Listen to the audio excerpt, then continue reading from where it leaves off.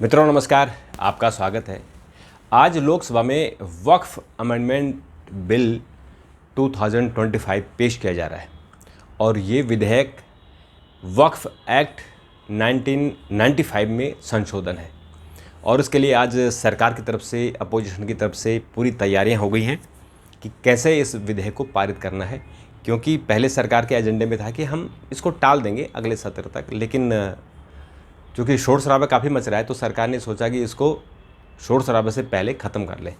और इसमें कोई बुराई बात भी नहीं है। इसमें जैसे ये विधेयक पेश होगा तो उसमें क्या क्या उसके प्रोविजंस है, उसमें उसके बारे में आपको डिटेल में बताऊंगा पार्लियामेंट से। तो अभी मैं पार्लियामेंट जा रहा हूं। उससे पहले मैं आपको बता दूं कि जो वक्फ अमेंडमेंट 1995 जो कांग्रेस के समय किया गया था, दरअसल उसमें थोड़ी सी कांग्रेस सरकार ने वक्फ बोर्ड को कुछ ज़्यादा ही पावर दे दी थी और उसको यहाँ तक अधिकार दे दिए थे कि वो जिस ज़मीन को कहता था कि ये वक्फ की है, वो वक्फ की हो जाती थी। तो जो निराश्रित लोग हैं, विधवा हैं, उनकी ज़मीन को कब्जा कर लेता था। तो उससे एक टेरर का माहौल पैदा हो गया।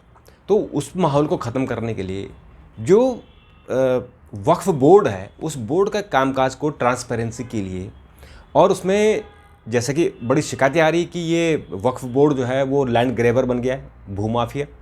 और जो आपने देखा होगा कि जितने भी मोनूमेंट है, जैसे कि जामा मस्जिद है, तो जामा मस्जिद के इर्द गिर्द जितनी दुकानें हैं वो सारी दुकानें वक्फ बोर्ड के पास हैं।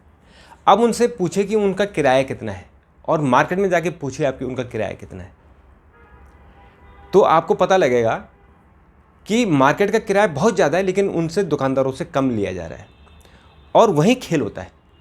ऐसे ही हम अगर किसी भी मोन्यूमेंट, केवल जामा मस्जिद की बात नहीं कर रहा हूँ, कहीं भी आप लखनऊ चले जाइए, आप देश के किसी कोने में चले जाइए, तो ऐसा आरोप लगाया जाता है कि जो कुछ लोग ऐसे हैं वक्फ बोर्ड में या वक्फ बोर्ड के जो कमेटियाँ हैं कि वो कम किराया वसूलते हैं लेकिन एक्चुअल उनसे ज़्यादा वसूला जाता है। और फिर उसके कारण वो जो एक्चुअल पैसा इकट्ठा होना चाहिए और वो पैसा जो मुस्लिम समाज के गरीब लोग हैं, विधवा लोग हैं, जिनकी कमाई का साधन नहीं है, उनकी मदद होनी चाहिए थी, वो नहीं हो पा रही है। ये आम तौर पर अगर आप मुस्लिम समाज में पूछे कि वक्फ बोर्ड से आपको कोई मदद मिली है तो वो शायद वो नहीं कहेंगे। तो अब क्या, अब सरकार चाहती है कि वक्फ बोर्ड का सुधार हो, बोर्ड में और भी लोग आए, बोर्ड में कुछ जो सरकारी लोग हैं वो शामिल किए जाए, जो स्थानीय डीएम है उसको वहाँ मेंबर किया जाए, मेंबर बनाया जाए, ताकि डीएम के पास एक पावर रहे कि वो इंस्ट्रक्शन दे सके, ऑर्डर कर सके। क्योंकि अभी तो निजी लोग हैं, वो मानते नहीं हैं। जब डीएम की जिम्मेदारी हो गई तो वो एडमिनिस्ट्रेटर होता है किसी भी ज़िले का, तो वो सही डिसीजन लेगा। अब उसमें मुस्लिम समाज की तरफ से, मुस्लिम समाज नहीं, जो वक्फ बोर्ड की राजनीति करते हैं, वो लोग इस तरह से हवा खड़ा कर रहे हैं कि उसमें कोई हिंदू आ जाएगा तो ये ठीक नहीं है। क्या हिंदुओं की जो मंदिर समिति उसमें मुस्लिम नहीं होता? भाई, मंदिर समिति अलग चीज़ है, वक्फ बोर्ड अलग चीज़ है। वक्फ बोर्ड में सरकारी ज़मीन है, ये ज़मीन किसी की बपोती नहीं है, ये ज़मीन भारत सरकार की है। ये ज़मीन जो है वो भारत माता की है।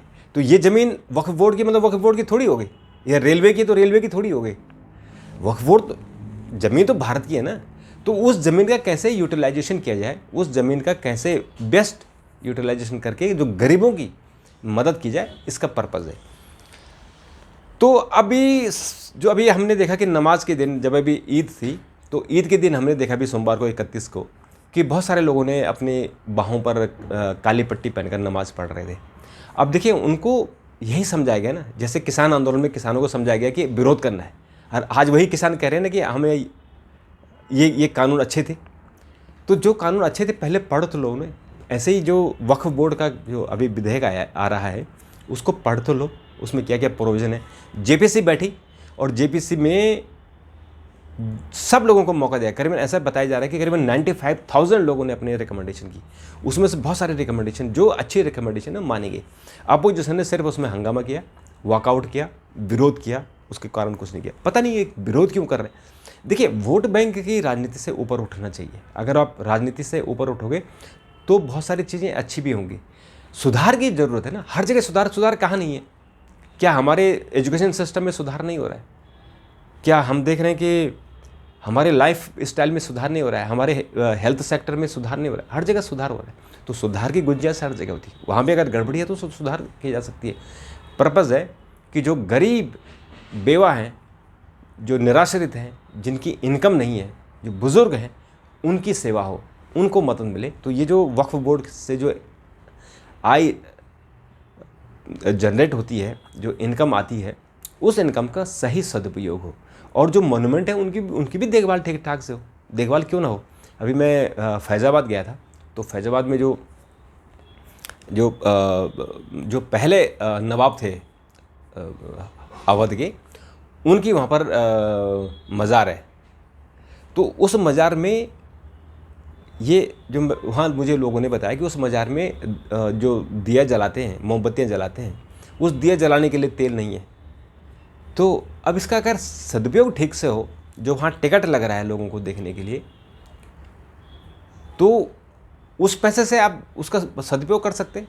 सरकार ने उसको ASI के तहत डिक्लेयर कर रखा है, सरकार की तरफ से जो मदद होती होगी, लेकिन आप उसका सदुपयोग भी कर सकते हैं। तो इस तरह की चीज़ें क्यों हो रही हैं? क्योंकि उसको मोनूमेंट को ठीक से जो वक्फ बोर्ड के पास है, उनको ठीक ठाक से न रख रखाव कर पा रहा है, और न ही उसका जो पैसा आ रहा है उसका ठीक से हो पा रहा है। तो ये है, आज जब ये लोकसभा में पेश होगा तो लोकसभा में इस पर डिस्कशन होगी। वैसे 12 घंटे का अपोजिशन टाइम मांग रहा है, पर मुझे लगता है 12 घंटे से भी ज़्यादा हो सकता है। इसमें हो सकता है कि देर रात तक इसमें डिस्कशन हो। तो अगर इसमें देर रात तक अगर इसमें डिस्कशन होती है, लेकिन ये आज ही पास करना है, क्योंकि कल इसको राज्यसभा में भेजना है और राज्यसभा से पास करना है। तो बीजेपी ने, JDU ने और TDP जो NDA है और जो LJP है, उन्होंने अपने लोगों के लिए, अपने सांसदों के लिए व्हिप जारी कर दिया कि तीनों दिन 2, 3 और 4, क्योंकि 4 अप्रैल को बजट सत्र संपन्न हो जाएगा, और ये सत्र संपन्न होने के बाद, ये सत्र जब संपन्न होगा तो फिर ये चाहते हैं कि इस सत्र के बाद वो तुरंत इस पर हम इम्प्लीमेंट कर दें। तो अब क्या हो रहा है कि हमारी जो लोकसभा है वो 543 मेंबर की है, उसमें से 293 NDA के पक्ष में है। चाहिए 272, तो 293 सफिशेंट है। जो अपोजिशन है उसके पास 234 मेंबर है, तो वैसे उनके नंबर कम है। तो मुझे ऐसा लगता है कि बिल तो इजीली पास होगा, लेकिन राज्यसभा में थोड़ी सी मुश्किल आएगी, क्योंकि राज्यसभा में NDA का पूरा समर्थन नहीं है, पूरा बहुमत नहीं है।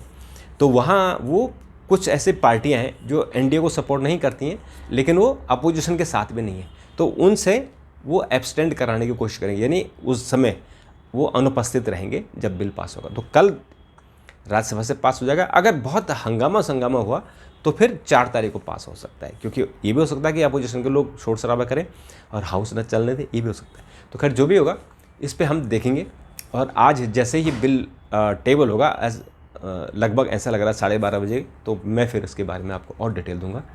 तो आप देखते रहिए, और आपके पास कोई अगर आपकी कमेंट हो, प्रतिक्रिया हो, तो ज़रूर दीजिएगा, मैं इस पर बात करने की कोशिश करूँगा। तब तक के लिए नमस्कार।